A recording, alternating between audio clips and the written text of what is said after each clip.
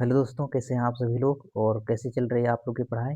आशा करते हैं आप लोग अच्छे से पढ़ रहे होंगे। तो आज हम लोग बात करने वाले हैं आप लोग का अगला एक विषय। इससे पहले हमने भूगोल करवा दिया है। आप लोग नहीं देखे हैं तो देख लीजिएगा, ठीक है। और आज हम लोग बात करने वाले हैं आप लोग के जो कक्षा 12th का कौन से विषय की, इतिहास, हिस्ट्री की, ठीक है।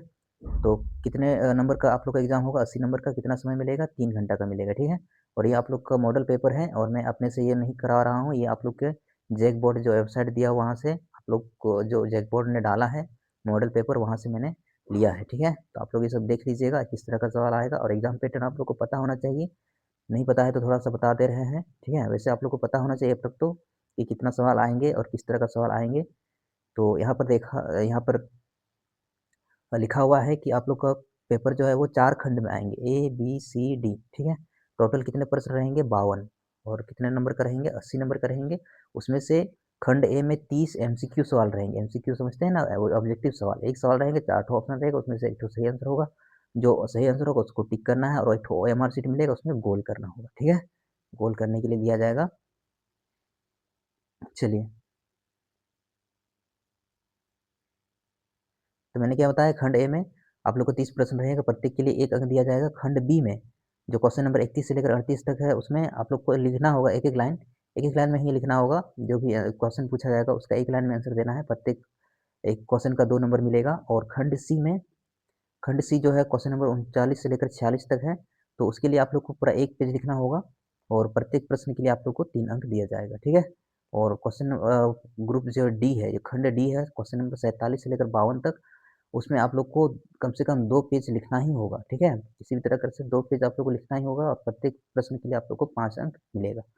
तो ये आप लोग का सिलेबस है, आप लोग देख चुके हैं। तो चलिए, आप हम लोग खंड ए में जो भी ऑब्जेक्टिव सवाल दिए हुए हैं, ठीक है। खंड ए में देखिए, यहाँ खंड ए लिखा हुआ है ना, सेक्शन ए।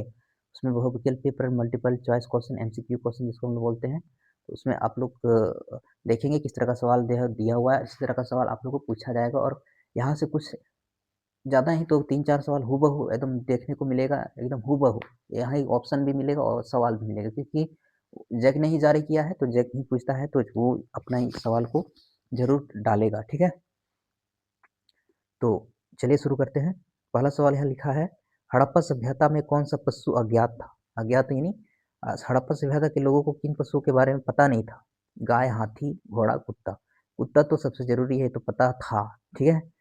तो यहाँ पूछा है कौन सा अज्ञात था, तो सही आंसर क्या हो जाएगा? ऑप्शन नंबर बी, घोड़ा। घोड़ा हम लोग घोड़ा के बारे में हम लोग को नहीं पता था। हड़प्पा सभ्यता, जो हड़प्पा सभ्यता के बारे में हम लोग पढ़े होंगे, मोहनजोदड़ो सभ्यता, हड़प्पा सभ्यता, उसमें जो है 1902 में, 1921 में जो खोज हुआ था। और किसने खोजा था ये भी आप लोग को पता होना चाहिए, ठीक है। हड़प्पा सभ्यता का खोज किसने किया? मोहनजोदड़ो सभ्यता, सिंधु सभ्यता किसने खोज किया? तो ये जो है आप लोग का सवाल, आप लोग का एक चैप्टर है इतिहास में, पहला ही चैप्टर होगा।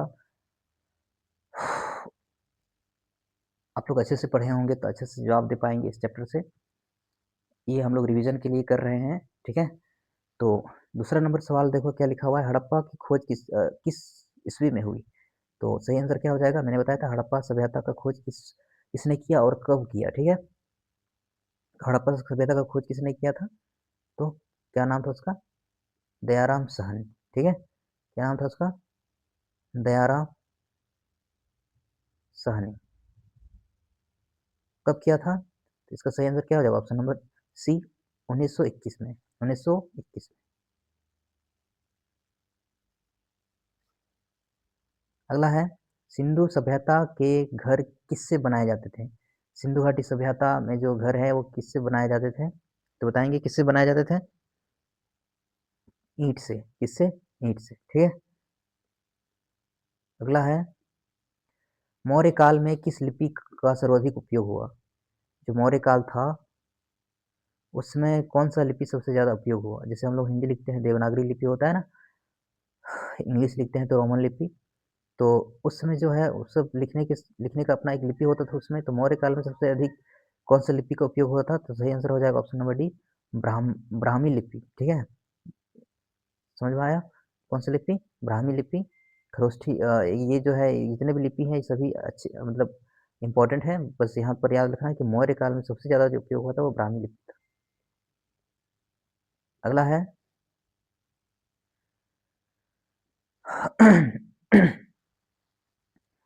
क्वेश्चन नंबर 5 जो है, अष्टाध्यायी की रचना किसने की? ये जो अष्टाध्यायी है ये किसने लिखा है? तो ये आप लोग को पता होना चाहिए, अष्टाध्यायी जो है वो पाणिनि ने लिखा है, पाणिनि। ठीक है, ये किताब है अष्टाध्यायी, ये पाणिनि ने लिखा है। ये भी आप लोग को याद रखना है, याद हो जाना चाहिए अभी ही।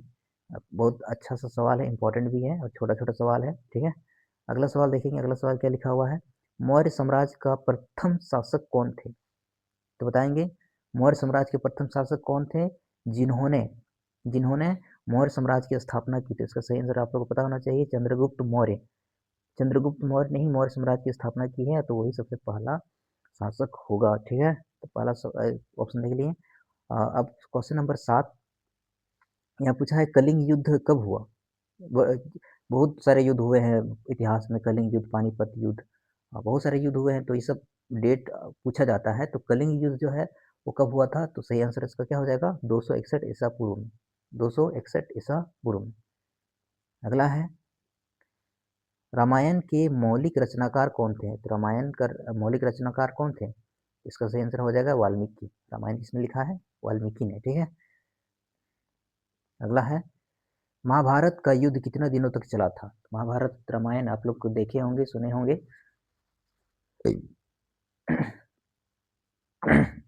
चलिए, महाभारत जो युद्ध है वो कितना दिन तक चला था? तो आप लोग को पता होना चाहिए, ऑप्शन नंबर सी जो है इसका सही आंसर होगा 18 दिन तक। कितना दिन तक? 18 दिन तक। कौरव पांडव जो देखे होंगे पूरे महाभारत को, रामायण को, वो अच्छे से समझ पा रहे हैं इस सवाल को। अगला सवाल देखेंगे, जातक कथा में किसके पूर्व जन्म की कथाएं संकलित है? एक जातक कथा जो है उसमें किसके पूर्व जन्म के कथाएं जो है वो दिया गया है? तो इसका सही आंसर क्या हो जाएगा, ऑप्शन नंबर ए, बोध। ठीक है, ये जो बुद्ध है, गौतम बुद्ध, उसके बारे में दिया हुआ था। अगला है, थेरवाद किस धर्म के से संबंधित है? ये जो थेरवाद है ये कौन सा धर्म से संबंधित है? तो याद रखना ये बौद्ध धर्म से ही संबंधित है। ठीक है, अगला सवाल देखेंगे,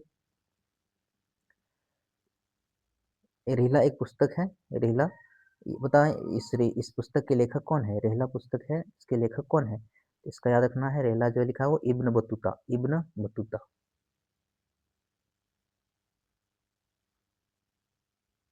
चलिए अगला सवाल देखेंगे। अगला सवाल लिखा हुआ है, किसका जन्म स्थान तलवड़ी में था? तलवड़ी में किसका जन्म हुआ था? तो या कबीरदास का, या रैदास का, या नानक का, या मीरा का? तो इसका सही आंसर हो जाएगा कबीरदास का जन्म हुआ था तलवड़ी में। ठीक है, ऑप्शन नंबर ए। अगला है, बंगाल के प्रसिद्ध संत कौन थे? तो बंगाल के प्रसिद्ध जो संत थे वो कौन थे? तो इसका सही आंसर हो जाएगा option number B, Chaitanya Mahaprabhu. Chaitanya Mahaprabhu. ठीक है, इंपॉर्टेंट सवाल है, बंगाल के प्रसिद्ध जो संत थे वो कौन थे? Option number B, Chaitanya Mahaprabhu. ठीक है, अगला सवाल देखेंगे। अगला सवाल है, किस युद्ध के बाद विजयनगर साम्राज्य ध्वस्त हो गया? कौन सा युद्ध हुआ था इसके बाद विजयनगर साम्राज्य जो है वो ध्वस्त हो गया, धस गया, खत्म हो गया, दब गया? ठीक है, तो कौन सा युद्ध? इसका सही आंसर हो जाएगा option number B, Talikota. Talikota युद्ध हुआ था, उसके बाद ये विजयनगर साम्राज्य खत्म हो गया। अगला सवाल देखेंगे, मुगल काल में सर्वाधिक उपजाऊ भूमि का को क्या कहा जाता था? तो बताएंगे उसमें जो सबसे ज्यादा उपजाऊ भूमि था उसको क्या कहा जाता मुगल काल में? तो इसका सही आंसर हो जाएगा ऑप्शन नंबर ए, पोजल। पोजल कहा जाता था, जिस जमीन में सबसे ज्यादा उपजाऊ होता था उसको बोलते थे पोजल। ये पोजल भूमि है, यानी उपजाऊ भूमि है। ठीक है, अगला सवाल देखेंगे। अगला है, विजयनगर का महानतम शासक कौन थे? तो विजयनगर में सबसे जो महानतम है, महान शासक कौन थे? तो इसका सही आंसर हो जाएगा ऑप्शन नंबर बी, कृष्णदेव राय। कृष्णदेव राय, याद रखना है, बहुत इंपॉर्टेंट सवाल है। विजयनगर में सबसे शक्तिशाली जो शासक हुआ था, ठीक है, तो उसका उसका उसका नाम क्या था? कृष्णदेव राय। अगला सवाल देखेंगे, संथाल विद्रोह किस वर्ष हुआ था? तो सभी को पता होना चाहिए संथाल विद्रोह कब हुआ था। तो इसका सही आंसर हो जाएगा ऑप्शन नंबर सी, 1855 में। 1855 में जो आदिवासी से संबंधित जो सिद्धू कान्हू, फूल जानो और ये जो महान हमारे जो झारखंडी क्रांतिकारी हैं उन लोग शहीद हुए हैं इसी आंदोलन में, ठीक है। संथाल विद्रोह, और ये हमारे झारखंड का सबसे महत्वपूर्ण विद्रोह है संथाल विद्रोह। झारखंड से इसमें बहुत सारे लोग जो है शहीद हुए हैं, तो ये तो सभी को पता होना चाहिए संथाल विद्रोह। खास करके संथाल जनजाति के जो स्टूडेंट हैं उन लोगों को तो पता ही होना चाहिए कि संथाल विद्रोह कब हुआ था, 1855 में। इससे संबंधित बहुत सारे हम लोग का जो सामाजिक गाना भी बने हुए हैं, ठीक है।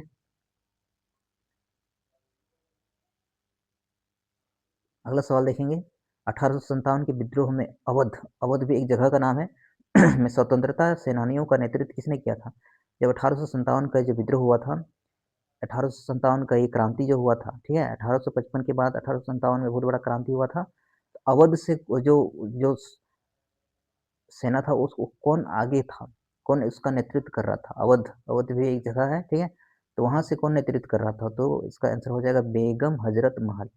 बेगम हजरत महल ये अवध से था। अलग अलग जगह से अलग अलग लोग नेतृत्व कर रहे थे, तो अवध से यहाँ पूछा गया है, ठीक है। तो अवध से क्या हो जाएगा, अवध से कौन सबसे आगे था आंदोलन करने के लिए? तो बेगम हजरत महल। अगला है,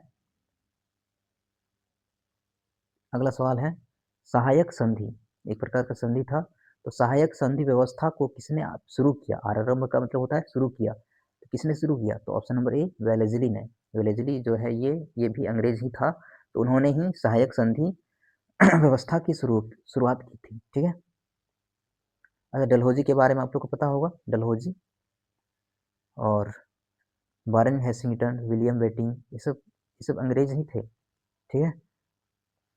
डलहौजी जो था वो हड़प नीति अपनाया था, हड़प नीति के द्वारा सभी का राज को हड़प लिया था। झांसी की रानी जो आप लोग का कहानी पढ़ते हैं ना, वो इसी डलहौजी ने ही हड़पने का कोशिश किया था और हड़प भी लिया था झांसी की रानी लक्ष्मीबाई को हराकर, ठीक है।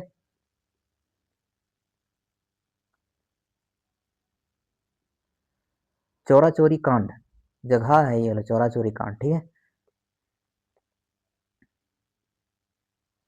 जगह का नाम है चौरा चोरी।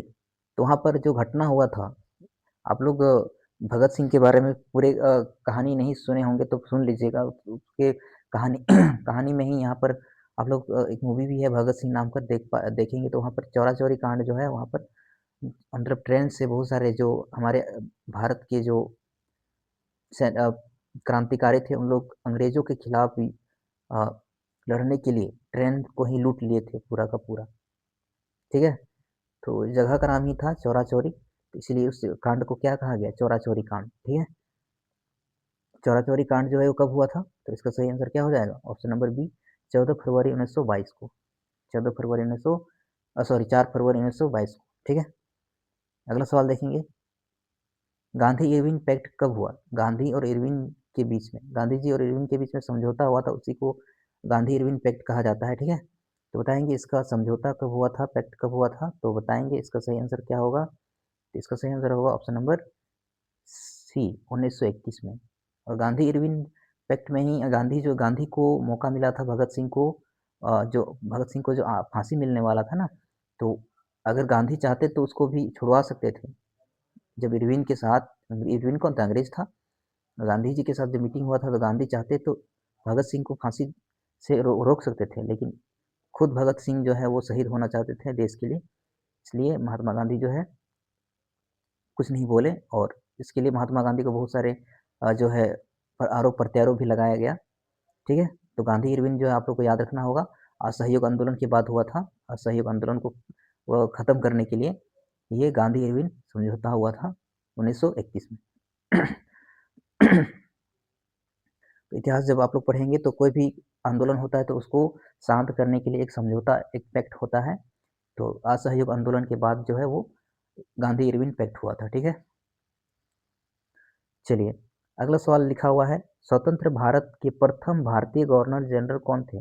जब भारत स्वतंत्र हुआ उसके बाद जो पहले जो भारतीय गवर्नर जनरल था वो कौन था? तो इसका सही आंसर क्या हो जाएगा? ऑप्शन नंबर बी, सी गोपालाचारी, सी राजगोपालाचारी, ये प्रथम भारतीय गवर्नर जनरल थे। वो भी भारत आज़ाद होने के तो शुरू में जो है स्वतंत्र होने के बाद, ठीक है। चलिए अगला सवाल देखेंगे, भारतीय संविधान में संसदीय प्रणाली, तो भारत का जो संविधान है सबसे बड़ा लिखित संविधान है, ये पता होना चाहिए, ठीक है। तो उसमें से बहुत सारी चीज़ को हम लोग विदेशी संविधान से हम लोग लिए हैं। तो ये जो संसद वाला प्रणाली, जो संसद के 3 अंग होते हैं, राष्ट्रपति या फिर लोकसभा और राज्यसभा, ये जो संसद के 3 भाग होते हैं, ठीक है, 3 जो अंग होते हैं, ये जो संसद वाला जो कॉन्सेप्ट है, ये जो प्रणाली है, ये हमने कहाँ से लिया था? तो ये पूछा गया था। संविधान जो हम लोग बनाए, वो संसद वाला जो प्रणाली है, वो हमने किस देश से लिया था? तो इसका सही आंसर क्या हो जाएगा? ऑप्शन नंबर बी, ब्रिटेन से। कहाँ से? ब्रिटेन से। ब्रिटेन में संसद प्रणाली चलता था, वहीं से हम लोग देखकर अपना संविधान में जोड़ दिए थे संसद प्रणाली, ठीक है। अगला सवाल देखेंगे, मूल संविधान में कुल कितने अनुच्छेद थे? अभी तो अनुच्छेद बहुत ज़्यादा हो गए, 450 से ज़्यादा अनुच्छेद हो गए, ठीक है। लेकिन जब बन गया था संविधान, कब बना था? 26 नवंबर 1949 ईस्वी को जब बना था, उस समय टोटल कितने अनुच्छेद थे? 395 अनुच्छेद थे, ठीक है। तो ये आप लोग को पता होना चाहिए संविधान के बारे में कि उस समय कुल कितने अनुच्छेद थे? 395 अनुच्छेद थे। कितने कितने अनुसूची थे? 8 अनुसूची थे, ठीक है। और कितने भाग थे? 22 भाग थे। अब तो भाग भी अभी 25 हो गया, ठीक है। और ये 395 से अभी 450 से ज़्यादा अनुच्छेद हो गया अभी, कुछ को बनाया गया, कुछ को सुधारा गया, ठीक है। तो मूल संविधान में इम्पोर्टेंट सवाल है, मूल संविधान में पूछेगा कितने अनुच्छेद थे? तो 395। और इसको बनने में कितना समय लगा था, ये भी पता होना चाहिए। 2 वर्ष 11 महीना 18 दिन, हमारे संविधान को बनने में इतना समय लगा था, ठीक है। चलिए अगला सवाल देखेंगे, विजयनगर जो विजयनगर जो साम्राज्य था, उसका यात्रा निम्नलिखित में से किसने किया था? विजयनगर साम्राज्य की यात्रा किसने किया था, बताएंगे? तो इसका सही आंसर क्या हो जाएगा? इसका सही आंसर हो जाएगा निकोली कॉन्टी। निकोली कॉन्टी, इन्होंने ही विजयनगर साम्राज्य का यात्रा किया था और अपने बुक में लिखा भी था। उसी से हम लोग को पता चलता है कि ये विजयनगर साम्राज्य का भ्रमण किया था, ठीक है। अगला है, ये जो नैसार संत हैं, ये किसकी पूजा करते थे? ये जो नैसार संत जो थे, वो उन लोग किस देवता की पूजा करते थे, किस भगवान की पूजा करते थे? तो इसका सही आंसर हो जाएगा शिव भगवान, ठीक है। कौन सा भगवान? शिव भगवान। अगला है इब्न बतूता। इब्न बतूता किस पुस्तक की रचना थे? अभी बताया था इब्न बतूता किसने कौन सा किताब लिखा है? तो इसका सही आंसर क्या हो जाएगा? रिहला। इससे इससे पहले भी सवाल आया था, रिहला किसने लिखा था? Ibn Battuta. अब पूछा इब्न बतूता कौन सा पुस्तक लिखा है? तो रिहला। ये तो एक ही सवाल को घुमा फिरा के लिखा है, ठीक है। अगला सवाल देखेंगे, इनमें से कौन सा मूलतः भारत का नहीं है? कौन सा? मक्का, टमाटर, आलू या इनमें से सभी? तो बताएंगे इनमें से कौन सा जो है भारत का नहीं है? तो इसका सही आंसर हो जाएगा ये इनमें से सभी भारत का मूल नहीं है, मूलतः भारत का नहीं है। अब बाहर से हम लोग लाए थे और इसके बाद हम लोग यहाँ उगाते उगाते अब हम लोग बहुत सारे उगाते हैं भारत में ही, लेकिन ये मूल रूप से यहाँ भारत का नहीं है, ठीक है। अगला सवाल है, और ये खंड ए का, खंड ए का जो है आप लोग का अंतिम सवाल है, ऑब्जेक्टिव सवाल, ठीक है। देखेंगे क्या लिखा है सवाल में। तंबाकू जो है, तंबाकू पर किस शासक ने प्रतिबंध लगाया था? प्रतिबंध यानी रोक लगाया था। शासक जो है बोला था कि तंबाकू पर रोक लगना चाहिए, तंबाकू खाने से ऐसा वैसा होता है, ठीक है। तो कौन सा शासक था? तो इसका सही आंसर क्या हो जाएगा? ऑप्शन नंबर डी, जहांगीर ने, ठीक है। सही आंसर क्या हो जाएगा? जहांगीर ने ही कहा था कि तंबाकू पर रोक लगा दिया जाए, तंबाकू खाना स्वास्थ्य के लिए हानिकारक है, अभी भी नहीं खाना चाहिए, ठीक है। चलिए तो ये था, आप लोग देख चुके हैं खंड ए में जितना भी हमने एमसीक्यू सवाल अ, देखा, वो सभी इंपॉर्टेंट था और ये आप लोग का मॉडल पेपर में दिया हुआ है। तो दिया हुआ है तो इंपॉर्टेंट ही होगा और आप लोग इसको अच्छे से पढ़ लीजिएगा। बाकी इसका पीडीएफ चाहिए, जिसको जिसको इसका पीडीएफ चाहिए, और हूबहू इसी तरह का पीडीएफ हम डाल देंगे, आप लोग इससे रिवीजन कर सकते हैं, क्योंकि बार बार जो है क्लास को नहीं देख पाएंगे। क्लास को देखने के लिए आप लोग का समय बहुत ज़्यादा लगता है, इसलिए आप लोग पीडीएफ से क्लास करने के बाद रिवीजन करने के लिए आप लोग को पीडीएफ आप लोग के पास होना चाहिए। तो आप लोग अगर कमेंट में अगर पीडीएफ की मांग करेंगे तो हम कर देंगे। बाकी आप लोग आप बताएंगे कि क्लास कैसा लगा, और अच्छा लगा तो मुझे सपोर्ट कीजिए, मेरे चैनल को सब्सक्राइब कीजिए और अपने दोस्तों के साथ शेयर कीजिए, ठीक है। बाकी अपना पढ़ाई को अच्छे से करते रहिए। सभी को धन्यवाद। जोहार।